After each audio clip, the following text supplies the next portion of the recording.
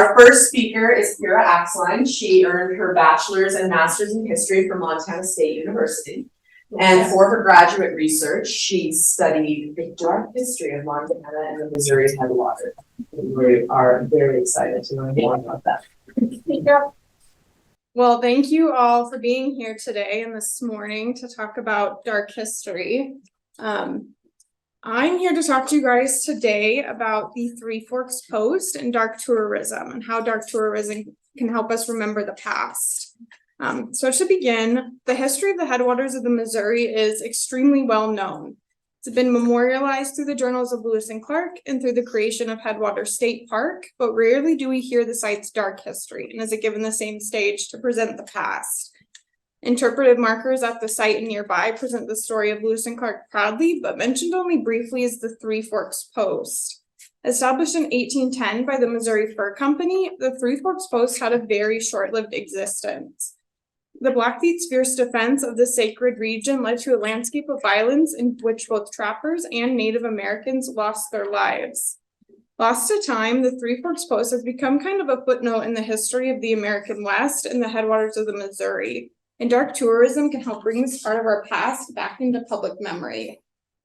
So to start, I also think it's important that we do a little brief history of the Headwaters region and its significance, and why it was of interest to the Missouri Fur Company in the first place.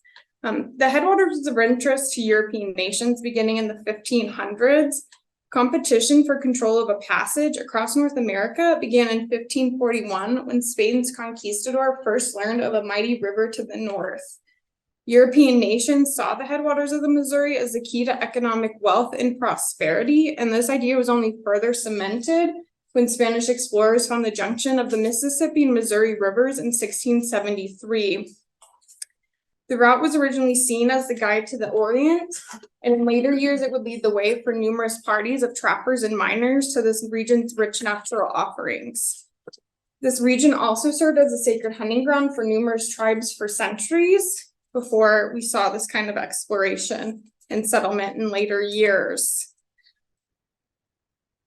Then, following the American Revolution, there was a shuffle of control of this Louisiana territory, and the French government sold the land to the United States. Located deep within the boundaries of the Louisiana Purchase was the headwaters of the Missouri. Increasing interest in this region came to light following the Lewis and Clark expedition, when tales of the region's abundant natural resources were brought forth.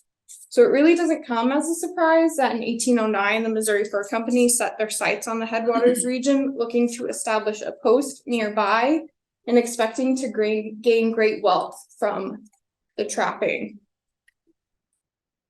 But the company's journey west should have been enough to tell them all they needed to know and convince them to turn back. Not only did the party suffer from episodes of snow blindness, they also frequently encountered ice-filled waters, which made travel almost near impossible. But not only that, John Coulter was continuously telling tales of the perils of this headwaters region as he ventured west with the company. So by the time they arrived, the party was feeling less than enthusiastic to be there and fearful of what lay ahead. The Missouri Fur Company arrived at the headwaters of the Missouri on April 3rd, 1810, and they immediately began construction of a post. Described as a double stockade of logs set approximately 3 feet deep and enclosing an area of about 300 square feet, the post is said to have been situated upon the tongue of land between the Jefferson and Madison rivers, about 2 miles above the river's confluence and upon the south bank of the former stream that is now called the Jefferson Slough. This post was meant to offer protection for trappers as tensions at the headwaters region were high from the start. This region had been a sacred hunting ground for numerous tribes for centuries, as we discussed, and the Blackfeet strongly opposed construction of this post. Your mic is going too far down and you're too fast. Okay, thank you. So this region was a sacred hunting ground for numerous tribes throughout the years. And the Blackfeet strongly opposed construction of the post and trapping by the Missouri Fur Company. The first documented instance of violence came just about 9 days after the company arrived. While a small party of trappers were tending to their traps and setting up camps, they faced their first attack. This attack saw the death of both James Cheeks and another man known only as Ayers, and as well as them, 3 trappers were captured, never to be heard from again, and said to have also been killed. In addition to these 5 trappers, 2 Blackfeet were also killed in the conflict. It is said that both James Cheeks and 1 member of the Blackfeet were scalped, and that the Missouri Fur Company would later display the Blackfeet's scalp at the post. After this first attack, John Coulter had decided he had had enough of the Headwaters region. After his widely remembered run across the prickly pear-ridden land in 1808, Coulter had initially vowed to never return to this region, but the promise of great riches and the prospect of trapping with the Missouri Fur Company proved just too tempting, and he found himself returning. However, after this recent event, he made the decision to make good on his promise, and he left just 11 days after arriving, never to return again. Conditions at the post never did improve. Due to the threat of attack, trappers would only venture from the post under the watchful eye of guards. In addition to that, bears were said to pose a considerable threat. According to trapper Thomas James, the party was frequently encountering grizzly bears that he claimed could weigh upwards of 800 pounds. The cramped quarters of the Three Forks post were less than favorable, but even when trappers were leaving, they were not really gaining much from their traps. And it was in May of 1810 that George Dreyer grew tired of the tight confines he was living in. After gaining notoriety as a member of the Lewis and Clark expedition, well remembered for his impressive hunting skills and for being Meriwether Lewis's right-hand man throughout the expedition, Dreyer really wasn't fearful of the Headwaters region. Wanting to explore more than just the inside of this cramped post, Dreyer began going out to trap by himself, proudly proclaiming at one point that he was too much of an Indian to be caught by Indians. Unfortunately for him, this proved incorrect. After trapping alone for 2 days, Dreyer made the decision to go out for a 3rd time. This time, however, he would be accompanied by 2 other men. When the party did not return at the expected time, a party of well-armed trappers went out looking for the 3 men, and the sight they stumbled upon was gruesome, to say the least. They found the 2 men who had accompanied Dreyer that morning laying riddled with arrows and bullets, and just 150 yards away, Dreyer is said to have also been dead, except he was said to be decapitated, disemboweled, and hacked into pieces. Markings on the ground led the party to believe that Dreyer had gone down fighting, and it is said the Blackfeet later confirmed he had in fact killed 2 of their men. In just over 1 month of being at the Headwaters region, the Missouri Fur Company had lost 8 trappers and the Blackfeet had lost 4. Conditions at the post never did improve due to frequent attacks and lack of success trapping. The Missouri Fur Company abandoned the post in the fall of 1810, just about 4 months after arriving. By the time the Missouri Fur Company abandoned the Three Forks post, they had lost 1/4 of the men who'd originally ventured to the area with the company. The Blackfeet were confirmed to have lost 4. However, there are books such as The Fur Trade of the American West, 1807 to 1840, and The Blackfeet Raiders on the Northwestern Plains that have claimed that as many as 20 died during the short occupation.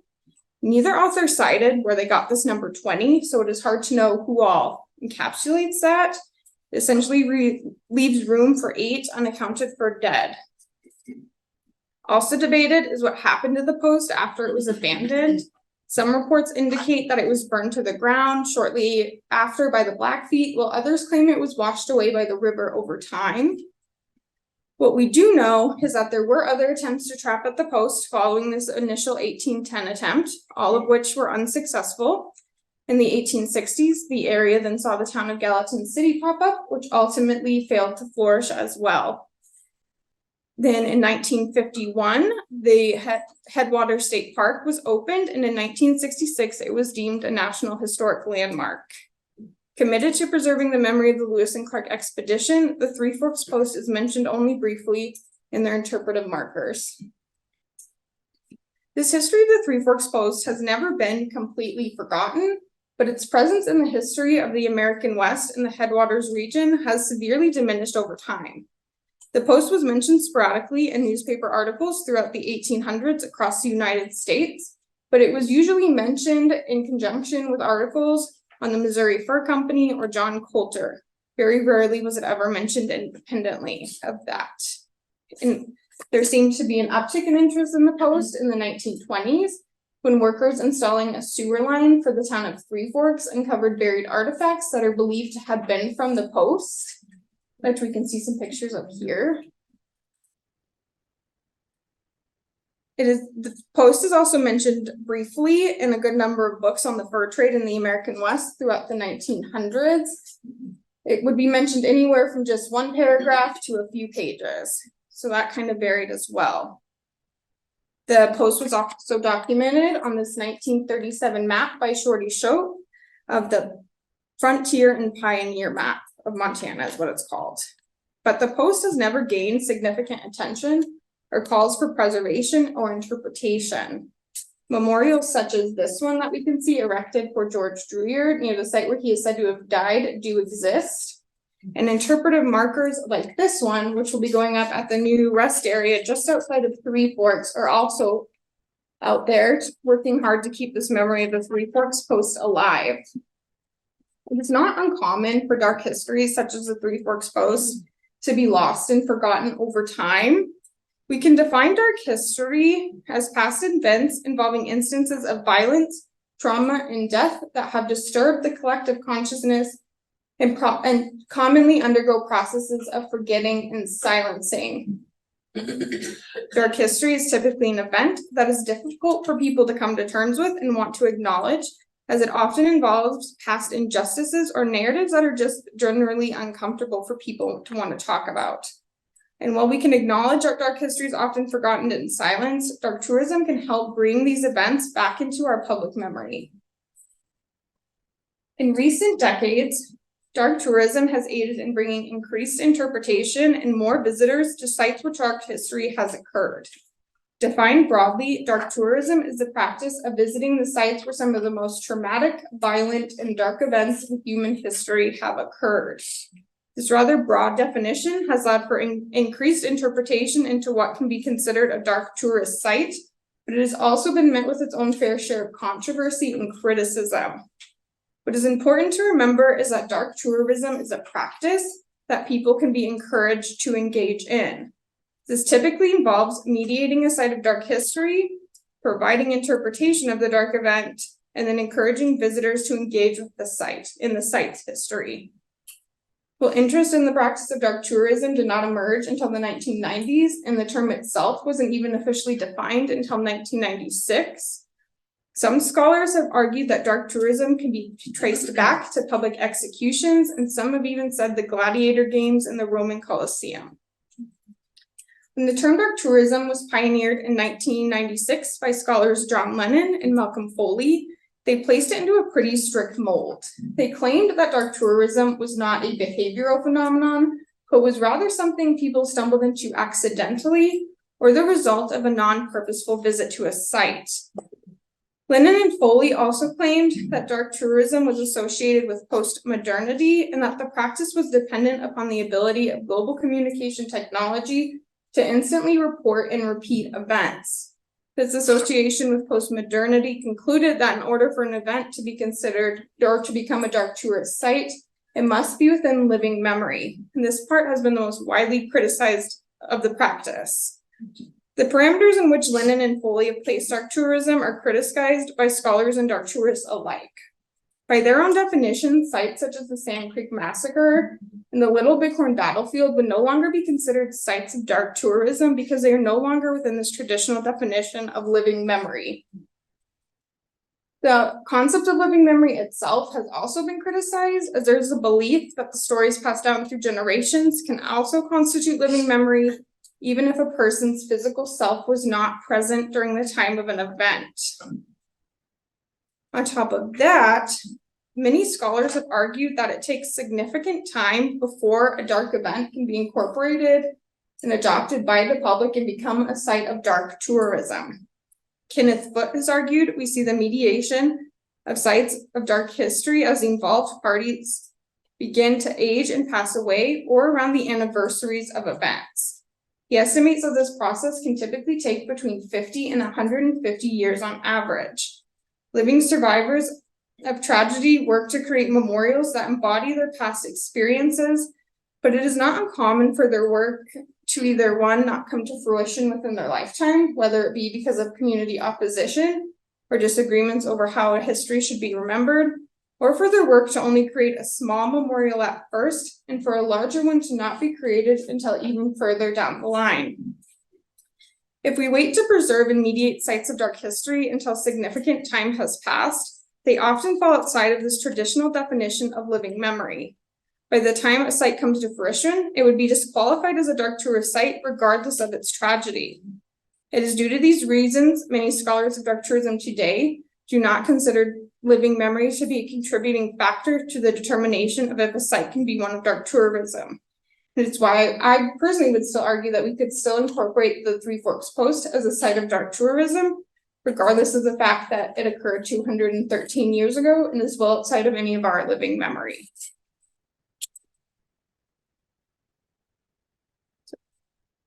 This original definition and defining characteristics of dark tourism established by Lennon and Foley also claimed that the practice was not a behavioral phenomenon. Lennon and Foley's interpretation of the practice was that sites associated with dark tourism were not purposely sought out and were not the main attraction for visitors. Instead, visiting dark tourist sites was more a secondary stop while on vacation, or was something encouraged and guided to by locals, but it was not the main purpose of a visit to a town. And while there's obviously instances where this is true, we cannot discredit that or say that Lennon and Foley were incorrect. We can also acknowledge that there are people who do purposely seek out these experiences and do purposely plan trips to engage in the practice of dark tourism. Recent studies have also suggested that the motivations for visiting a site of dark history should be the determining factor as to if an individual is engaging in the practice. Essentially, you cannot force someone to become a dark tourist, but rather your own personal motivations for visiting a site determine that. As dark tourism has gained more widespread attention through books, documentaries, and podcasts, it has also been criticized by some, and the practice has been labeled as exploitive. In many cases, the sites of dark tourism that garner the most significant attention are those that are associated with serial killers and mass murderers. And those lead to these questions of who and what are we really commemorating when visiting these sites. And while that is obviously understandable, not mediating these sites of tragedy can also contribute to processes of forgetting. In fact, tourists claim to engage in the practice of dark tourism primarily for its historical value. A gentleman by the name of Max Wolf, who is a journalist, went out and surveyed 900 tourists in 2022 about their motivations for visiting sites of dark history. And he found that 82% of Americans have stated that they have visited at least one dark tourism destination in their lifetime.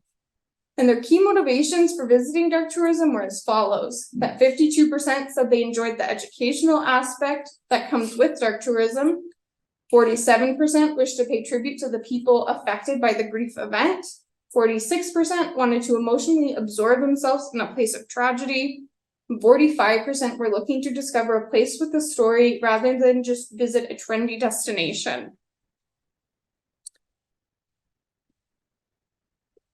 So the past is often difficult to come to terms with, and it is easier to turn a blind eye to the things we are uncomfortable with or struggle to understand.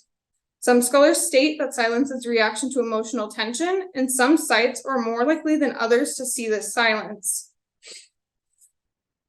Dark tourism is meant to educate the public. So dark tourism is meant to educate the public through interpretation and presenting the past up front and allowing visitors to grapple with those questions surrounding life and death and what it means to be human. This practice also works to acknowledge past injustices, which many consider to be key to allowing the communities impacted to heal. As we know, time does not lessen the darkness that surrounds sites of dark history, and the scars of violence can extend for many generations. When we look at the Three Forks Post, we have this kind of multi-sided dark history. On one side, we have the history of the Missouri Fur Company, who we know lost 8 men in this conflict that we know we're suffering from frequent attacks, that we know had a difficult journey west. But on the other side of this, we have the history of the Blackfeet. We know that they lost 4 men. We know that they strongly opposed construction of the post and trapping by the Missouri Fur Company, and that it still occurred. And in all honesty, we don't really know a lot from their side when we look at this part of our past. We also potentially have 8 accounted for deaths that we don't know who they may be or if they really occurred. So now, knowing what we know about dark tourism, we can begin to think about how the Three Forks Post would fit in with the practice. I think an obvious issue with identifying Three Forks Post as a site of dark tourism is that there are no physical remnants of the post that exist today. Some studies have suggested that visitors tend to engage better when there is something for them to physically go and look at and interact with, and we don't have those capabilities. An even bigger issue that we have is I put a little box around where I believe the Three Forks Post would have been located in. If you know the actual site, I would love to hear it. I'm just not the best with maps. But this is all on private land. So even putting up a replica of the post or grave markers or anything of that sort just isn't really possible for us at this time. Most people I've seen that have gone to the site where the post is said to be have gone through by the river and in a boat. I don't have a boat, so I haven't been able to get out there. But I don't know how accessible that option is for everyone. And while it seems like we might be out of option when it comes to encouraging dark tourism at the site, scholars have stated that they believe for a visitor with the right intentions and desire to learn from the violent event, you really don't need anything more than interpretive markers. It is up to the visitor to connect with the landscape and take from it the lessons that are available, and the physical structure of whatever sort to look at isn't really needed. The key point with this option is that the visitor be guided to the exact location of an event or as close to it as possible to encourage engagement with the landscape. What is the most important about this option is that ample interpretation is available to tell a complete history of the event from both sides. We know that the Three Forks Post has had interpretive markers in the past, but putting up more in the space dedicated to the post could be enough for visitors to engage with the landscape and learn this dark history that we know exists. The brief occupation of the Three Forks Post is not an event that would typically garner significant attention or calls for commemoration or preservation. Sites such as this are usually preserved and commemorated at the local level by groups who believe the event's history is worth remembering.